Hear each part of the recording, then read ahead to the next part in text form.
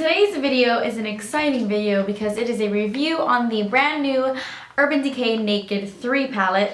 And if you guys follow me on Instagram, you are probably laughing right now. And for those of you who don't, I'll tell you why. The Urban Decay Naked 3 palette launched last night at Sephora at 9 o'clock at night. Yesterday was the 11th. And Danny tried to sneak away and say that he went to go buy cigarettes.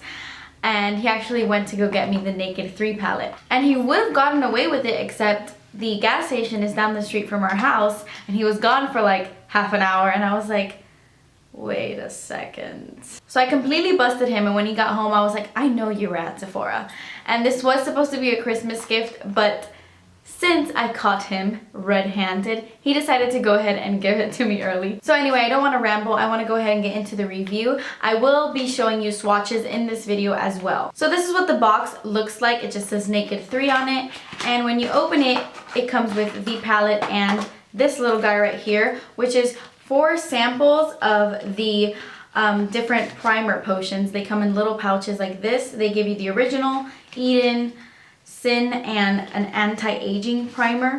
And it does come with a decent amount of product, but I'm a little bit bummed about this because when you bought the original Naked palette, it actually came with a mini primer potion, which even though this does have a lot of product in it and you get 4, you can't reseal them. So they will dry out really quickly. I would assume you would only get a couple of uses out of this before it just gets too sticky and dry. So I would have preferred it coming with like a tiny little primer potion instead. And the Naked 2 palette came with like a tiny little lip gloss. So I think they could have done a little better with that. But anyway, so the actual packaging looks like this. It is pretty much identical to the Naked 2 palette in terms of the fact that it comes in like a tin like this. And to be honest, this packaging doesn't bother me. I know a lot of people have had problems with their Naked 2 palette breaking, but so far I haven't had any problems with it.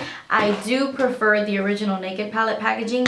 It just seems more sleek and sophisticated, but the packaging doesn't bother me. It also comes with a little double-sided eyeshadow brush, which is extremely similar to the Naked 2 palette, only the Naked 2 palette has like a domed crease brush. This one just has like a fluffy eyeshadow brush. These brushes aren't my favorite. They are really good for concealer and to packing on eyeshadow, like if you use eyeshadow with Fix Plus and stuff.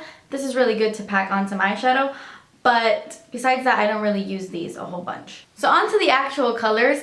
These are the beautiful colors that are inside this palette. It comes with a huge mirror, by the way. There are 12 eyeshadows in this palette, and the palette does cost $52, by the way, the same price as the original and the Naked 2. There are 12 eyeshadows and they are very like pink based. They all have like a dusty rose, pinky, mauvey, plummy undertone to them. So if you're not into those kind of colors, I would stay far away from this palette because pretty much every eyeshadow has that undertone. I'm going to go ahead and show you the swatches of these eyeshadows, and then I'll talk a little bit more about how I feel about the palette. The first one is called Strange, and it is just a matte creamy white color. It is really similar to Walk of Shame from Urban Decay, but it's not as pink. It is definitely more pink than yellow though, but I like that they have a really light matte color in this palette because that is the problem I had with the Urban Decay Naked 2 palette. The color Foxy, even though it was matte and it was light, it was just pretty much the exact same color as my skin, so it didn't show up on my skin tone at all.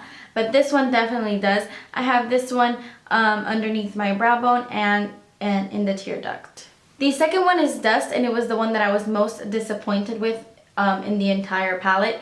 It comes off super chunky and chalky. You pretty much can't get any pigmentation with this eyeshadow.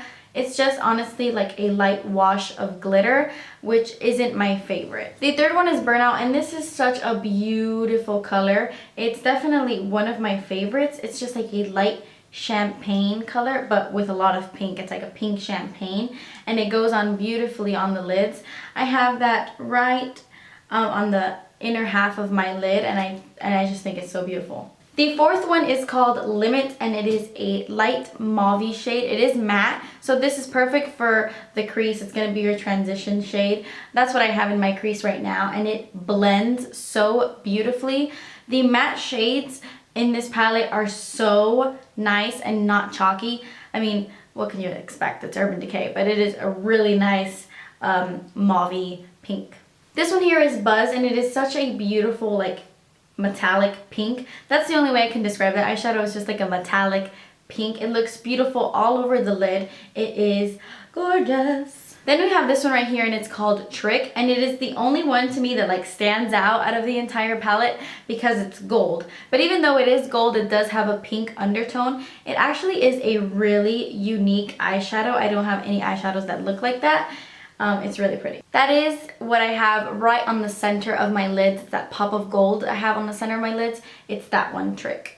Then for my absolute favorite eyeshadow in this entire palette is this one right here, and it's called Nooner. It's also very similar to Limit, where it's like a mauve color, but it's a lot darker. That's actually what I have like on the top of my crease right here. I used it to blend out the darker colors, and it just made it so like blown out and smoky, and I love that shade.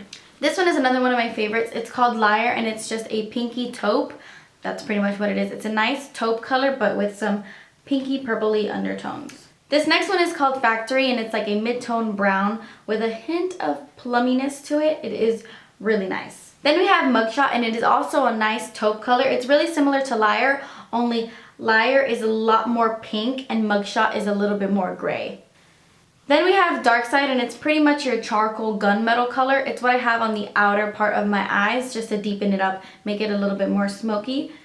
Then the last one is Blackheart, and it's just a matte black eyeshadow, but it has a ton of tiny little reddish, purpley, pinky kind of glitter all through it. But I found that when I swatched it, some of the glitter did fall out, like the glitter kind of went away, but it does do a nice job of deepening out the outer corner, making it really deep and sultry. I actually really like this color. I think that if you were to pack it on your lid with like some Fix Plus or something like that, then the glitter would really stand out. But if you just do it on its own, a lot of the glitter is going to like blend away. So those were the swatches of the Naked 3 palette. I hope that the swatches helped you and it showed you more or less what the colors look like, because sometimes in the pan, you can't really tell what they're gonna look like. As for what I think about this palette, I do think that it is absolutely beautiful. I think that anything that Urban Decay comes out with is beautiful. I wasn't going to buy it because when I had seen swatches online, I was not feeling it at all. I was like, oh my god, too much pink. I never wear pink on my eyes. I was not going to get it. I was not into it at all. But then when Danny went out and got it for me, and I was playing with it last night and I was playing with it today, it's what I have all over my eyes right now.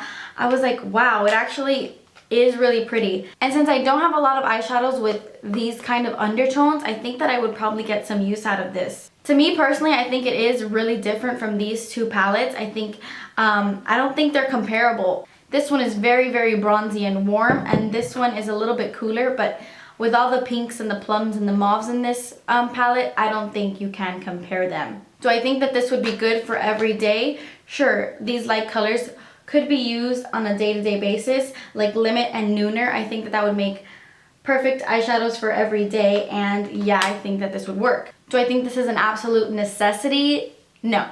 I think if you have either one of these palettes, I don't think you need this one. If your preference is more cool tone, I think you would be good just having the Naked 2 palette, and if you're more into warm tones, I think you would be just good having the original Naked palette. I don't think you absolutely need this. But if you're someone who is a fan of these kind of undertones in your eyeshadow, then yes, I think it's worth it even if you do have these. Like, I think this would be the perfect palette for blue eyes. Okay guys, so that's it. These were These were my thoughts on the new Naked 3 palette stuff. That Naked 3 that I got you, girl. I hope you enjoyed this video. Please subscribe if you haven't already, and I will see you in my next one. Bye!